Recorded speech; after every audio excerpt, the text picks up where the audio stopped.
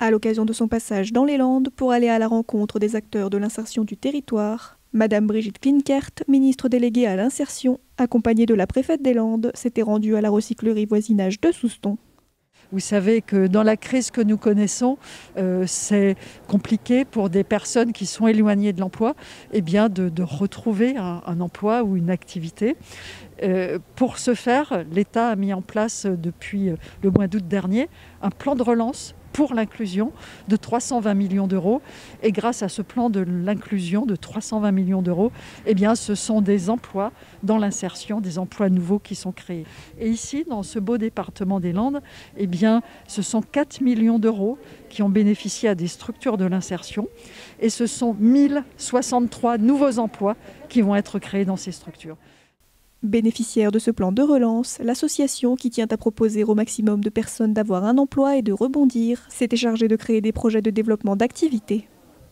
Sur les projets de développement, en fait, on va d'abord développer notre capacité à faire un métier qu'on fait depuis des années. Ça fait 26 ans que l'association Voisinage collecte du textile.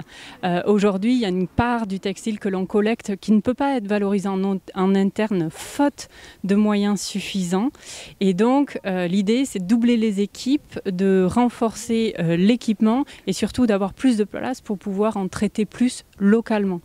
L'autre ambition, c'est aussi qu'on est ouvert aux tendances de consommation. On a pris conscience depuis maintenant plus de 2 ans que la vente en ligne, c'était aussi quelque chose qui était demandé de la part de nos adhérents.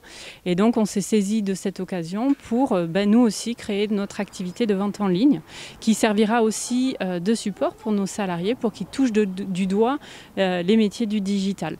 Et puis, il y a d'autres projets, il y a des choses que ne fait pas encore Voisinage autour de la réparation de l'électroménager, mais aussi autour de la valorisation du mobilier. Et ce projet-là, ce soutien en tout cas, va nous permettre d'être accompagnés par des cabinets conseils qui vont nous aider dans nos études de faisabilité par rapport à ces projets-là.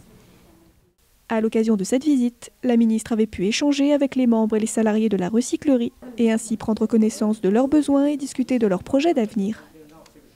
Je suis venue là déjà pour dire ma reconnaissance à toutes les personnes, tous les acteurs engagés dans le domaine de l'inclusion et de l'emploi et pour dire également aux salariés de l'insertion qui sont des personnes encore en fragilité, en passe, je l'espère, de trouver un emploi pérenne, pour leur dire que malgré la crise, il y a de l'espoir de trouver un emploi, que l'État est très engagé, avec, je l'ai dit, un plan très important de 320 millions d'euros, mais que les collectivités territoriales et l'ensemble des acteurs de l'emploi et de l'insertion sont à leur côté pour les accompagner.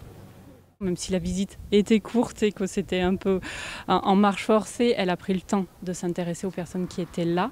Elle a entendu aussi les manques dont on a fait partie. Je vais être très attentive sur la suite et sur s'il en ressort des choses aussi, mais j'ai aussi vu les partenaires locaux nous écouter et bouger par la suite, donc je suis très satisfaite.